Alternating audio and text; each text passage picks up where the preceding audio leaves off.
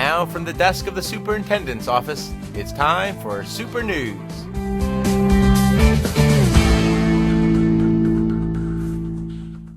Hi, I'm Alex Schneider. And I'm Barry Lamorne, and welcome to Super News in La Crosse Elementary for our March 2021 Super News, where we highlight some of the good things happening in our school district.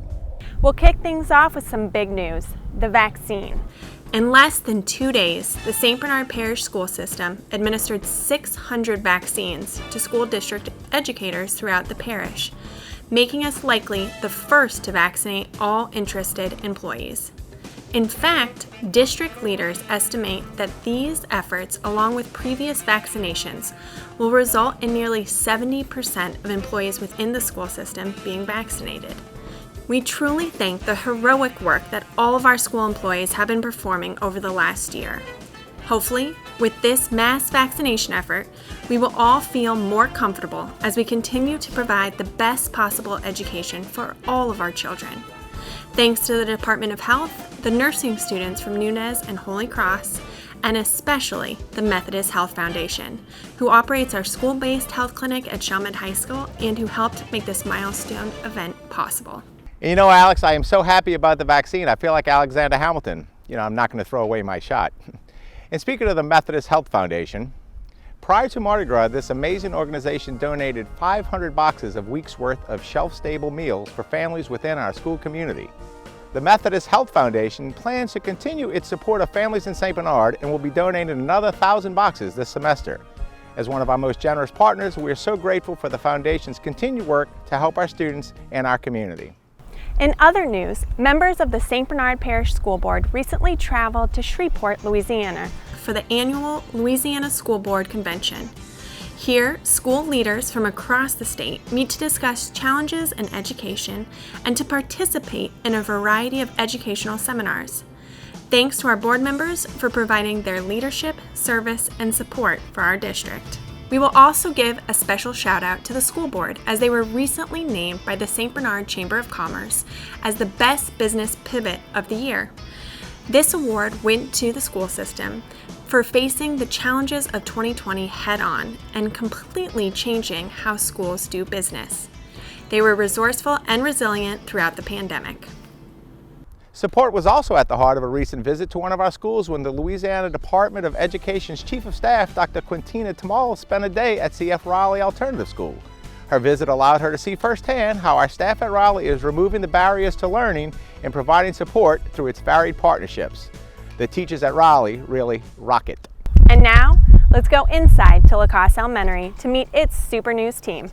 Hello and welcome to La Crosse Elementary. I'm Rebecca Irby. And I'm Elise Bloom. Thanks for joining us today for our on-location Super News segment. We'll start things off with a visit to a strange place, our insectarium. After our second grade students finished their insect unit, they hosted an insectarium for the school. These entomologists became experts on a variety of insects, including roaches, ants, ladybugs, fireflies, flies, and bees. I guess you could say the second grade teachers were really bugging them to learn. In other news, Mr. Dugas, our music teacher, offered something new this year, the virtual Christmas concert. The students learned songs that were assigned by him and created a virtual chorus concert, which was showcased during the holiday season.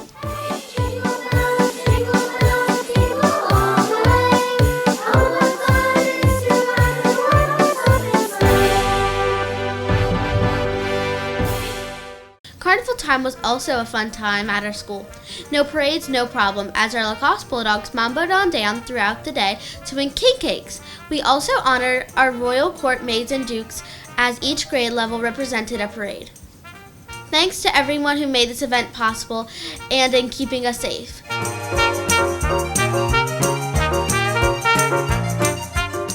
I guess you could say it was a true masquerade. Masks and costumes were also part of fun this month when our school celebrated Dr. Seuss. As a part of Literacy Salute to his many works, students and teachers dressed up like some of his zany characters each day. We even had community leaders serve as our special virtual guest readers. It was a great way to celebrate our love of literacy. Well, that's about all the time we have here at La Crosse. But before I go, I wanted to congratulate our Student of the Year, my co-host, Elise Bloom. Thanks, Rebecca, and thanks to all of you for joining us here. From all the Bulldogs here at Lacoste, we'll see you next time. Bye! Nice job, Bulldogs. Our school board also received a $1 million visit at a recent meeting when Chalmette High School's 5 Posse Scholars visited. Teachers and coordinator David Ballard was also on hand, sharing the Posse process and the pride that they bring to the district each year. Each of these 5 students was awarded a 4-year full tuition scholarship valued at $200,000. Hi, I'm Angel Lee. This is only my second year at Chalmette and I'm a senior. I was at Belle Chase for my freshman and sophomore year before this. So I wasn't expecting to just do so well to school that I really didn't know everybody, and I was just afraid that I was going to struggle because I didn't know the coursework, I didn't know the teachers, but thanks to Mr. Ballard, he really helped me out, and if anything, he helped me see the best side of myself. This is the 2nd year in a row that we've had this many students awarded these prestigious scholarships, and the 7th year in a row that at least one Chalmette High School student has received a Posse scholarship. Congratulations, and we know you will represent us well next year. Congratulations also goes out to our support personnel winners at each school site. These folks are true team players, working behind the scenes in support of our students.